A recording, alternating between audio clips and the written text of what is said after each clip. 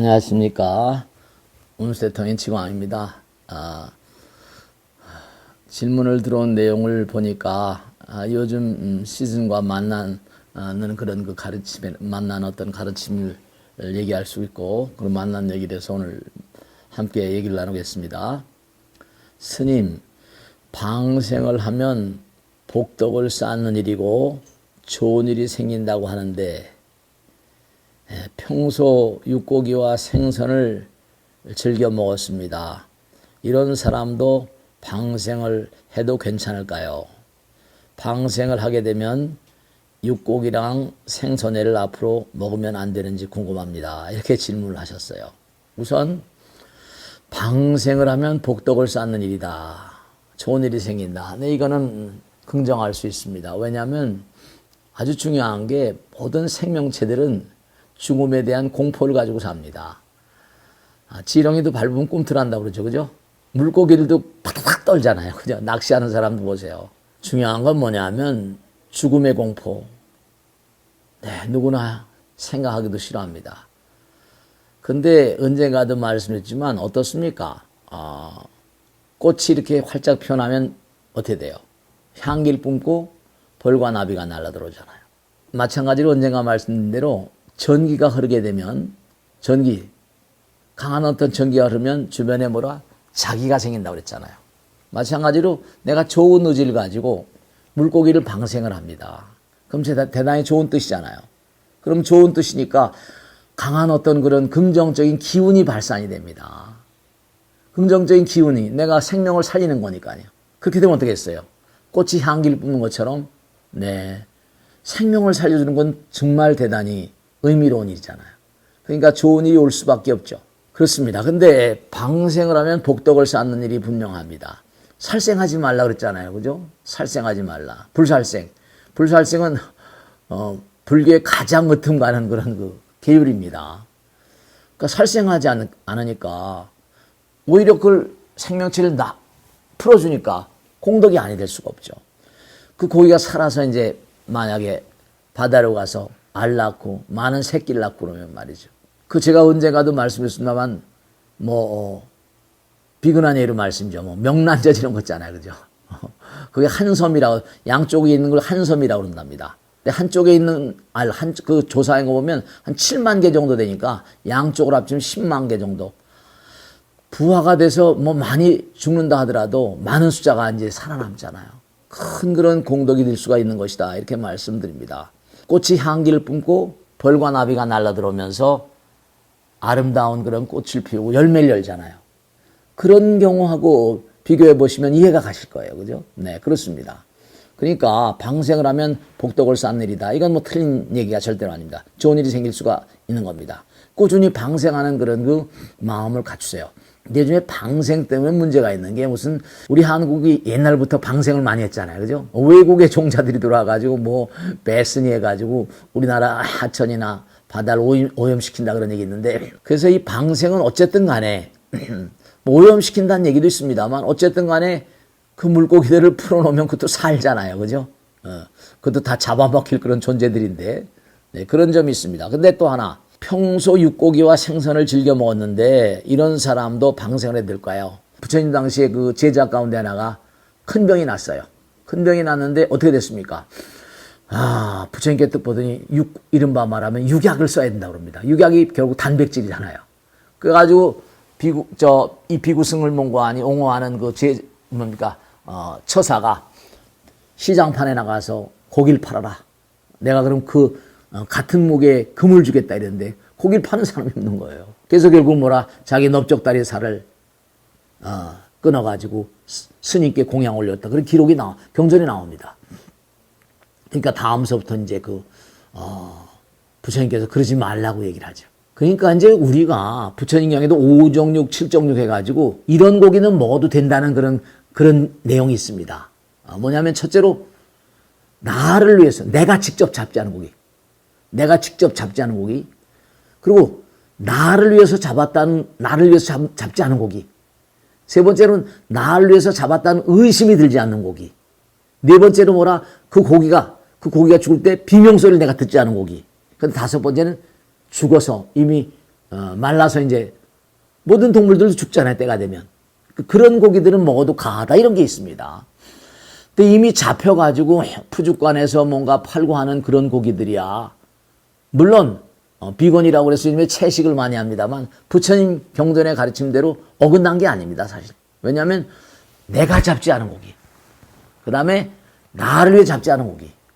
나를 위해서 잡았다는 의심이 들지 않는 고기. 그 고기가 죽을 때 비명소리를 듣지 않은 고기. 그 다음에 뭐냐면 그냥 죽어서 자연사를 한 고기. 그 오정육이라고 그럽니다. 그런 것들은 먹어도 강하다 그랬습니다. 부처님께서. 오정육, 칠정육 뭐 이런 게 있으니까.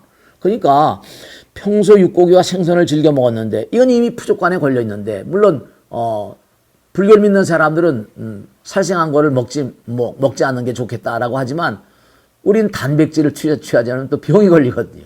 동물들은 어떻습니까? 동물들은 소나 양이나 말 같은 이런 동물들은 전부 다 풀을 먹잖아요. 근데 그들의 뱃속에 셀룰라제라고 해서 풀을 먹어도 이른바 풀을 먹어도 단백질로 소화시켜서 단백질, 소가 무슨 고기를 먹는 게 아니지 않습니까? 그죠?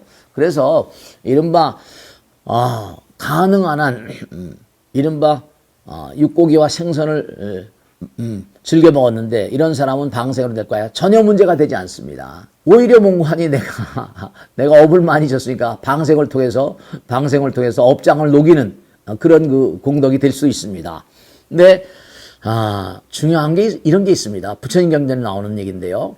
어느 나라 왕이 제가 한번 말씀드렸죠. 어느 나라 왕이 가서 막 사냥을 하고 고기를 먹고 막 그냥 난장판을 벌이다 궁전에 들어온 법당에 가서 부처님 잘못했습니다. 참여하는 겁니다. 또 그 다음날 가서 뭐 고기 먹고 난장판을 치다 들어와서 또 잘못했습니다. 이같이 그 법당에 와가지고 또 그러니까 제자들이 보기가 민망하잖아요. 대왕폐하. 보기가 참 신하들이 보기에 민망합니다. 차라리 사냥을 하거나 고기를 먹거나 그러지 말든지 아니면 들어와서 뭔가 잘못했습니다 이러지 말든지 이건 매일같이 그러고 매일 잘못했다고 이건 뭐 애들 장난도 아니고 뭡니까 이랬다는 거 아닙니까? 그 왕이 그러더라는 겁니다. 가마솥에 물을 펄펄 끓여라 이 녀석아. 가마솥에 물을 펄펄 끓이더라는 겁니다. 그러고서 자기 가락지를 탁 던진 거예요. 저 가락지를 꺼내와라. 너무 뜨거우니까 꺼낼 수가 없는 겁니다. 너무 뜨거우니까 찬물을 붓고 그 다음에 장작개비를 뽑아봐. 그러니까 어떻게 됐습니까? 장작개비를 뽑으니까 물이 식으니까 꺼낼 수 있잖아요. 내가 밖에 나가서 사냥하고 고기를 먹고 막 이런 것은 펄펄 끓는 물과 같고 그 다음에 내가 찬물을 붓고 뭔가 가락지를 꺼내는 것처럼 내가 그땐 참회하는 마음이니까 어찌 공덕이 되지 않을 수가 있겠냐. 펄펄 끓는 물일 땐 사냥하고 그러지만 내가 잘못했을 때는 찬물을 붓고 장작개비를 뽑는 것 같아서 그것도 참여하는 거니까 공덕이 알릴 수가 없지 않냐 이렇게 말씀하셨습니다. 그러니까 방생을 하게 되면 육고기랑 생선회를 앞으로 먹으면 안 되는지 궁금합니다. 네, 부처님 말씀 그대로 우리가 세상 살아가면 언제 어느 곳에 가든지 고기를 안 먹는 사람들도 어디 있습니까? 안 그렇겠습니까?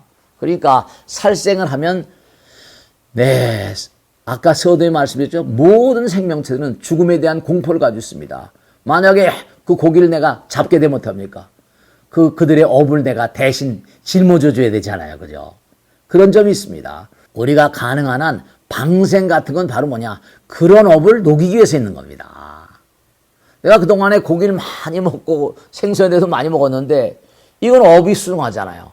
그러니까 옛날부터 점원 과거 선조들 때부터 방생이라는 게 있었던 겁니다. 물고기를 내가 놔주거나 꿩 같은 것도 놔주고 물고기뿐만 아닙니다. 동물들 다 놔주고 말이죠. 근데 어떤 분이 스님 유기견 같은 걸 키우다 방생하는 건 어떻습니까? 그거 나가서 제대로 살지 안 살지 그건 제가 잘 모르겠습니다. 근데 중요한 거는 이렇게 방생을 하게 되면 내가 먹은 어떤 살생한 음식이라거나 등등에 대해서 뭔가 공덕이 될 수가 있겠다 하는 걸 말씀드립니다. 하나만 마지막으로 꼭 말씀드리면 뭐냐면 제가 산중에 있을 때 얘기를 하나 말씀드릴게요. 이제 도망가 산중에 있었습니다. 근데 한여름을 만나게 되는데요. 다른 스님들은 껐떡없는데 모기가 나만 무는 겁니다. 한 번씩 물면 탁구강처럼 이게 부풀어지는데 이건 정말 너무너무 고통스럽더라고요. 거기 있는 스님께 이건 왜 모기가 나만 무냐 껄껄껄 웃으시더라고요.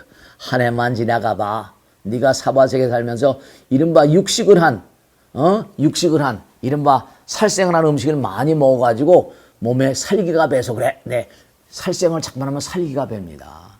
그 1년 정도 지나고 살생하지 않으면 살기가 좀 떠나게 되면은 아마 좀 지나면 괜찮을 거야. 한 1년쯤 지나니까 모기가 무는 감을 못 느끼겠더라고요. 그러니까 우리가 살생한 음식을 많이 먹으면 몸에 살기가 어립니다. 그건 하나 우리가 꼭 생각하셔야 돼요. 가능한 한 살생한 음식을 먹지 않는 거. 이것도 의미가 없다는 걸 말씀드리고, 이른바 이 우주의 흐름 따라 보면 부처님 말씀에 지옥, 악이, 축생, 아수라, 인간, 천생이지 않습니까? 근데 거기 중요한 게 있는데, 지옥 아기는 아무 데나 다 붙습니다. 물고기도 붙는다는 거 아닙니까? 물고기가 이제 이른바 말하면 어류 아닙니까? 어류가 어떻게 됩니까? 어류가 물무동물, 파충류가 되고 포유류가 되고 이렇게 된다는 거 아닙니까? 물고기가 그게, 점점 물 위로 올라와가지고, 여러분들이 어떻게 생각할지 모르겠지만, 식물들, 물고기가 썩어 못했습니까? 식물들이 또 그걸 먹잖아요. 그죠? 이 믿으실지 안 믿을지 모르겠지만은, 물고기가 물 위로 나와가지고 식물이 되고, 식물이 또 썩으면 곤충이 되면 전부 다 날아다니잖아요. 날아다니게 새가 되고, 축생이 되고, 이런 단계가 있답니다. 물고기가 무슨, 축생인데, 물고기가 나무가 되고 풀이 되겠습니까? 네, 썩으면 어떻습니까? 다 똑같은 거 아닙니까? 우리도 지금 매일같이 풀을 먹고 살잖아요. 그죠? 여러분, 클라이브 엑스라는 유명한 식물학자에게 따르면요, 식물들도 의식이 있습니다.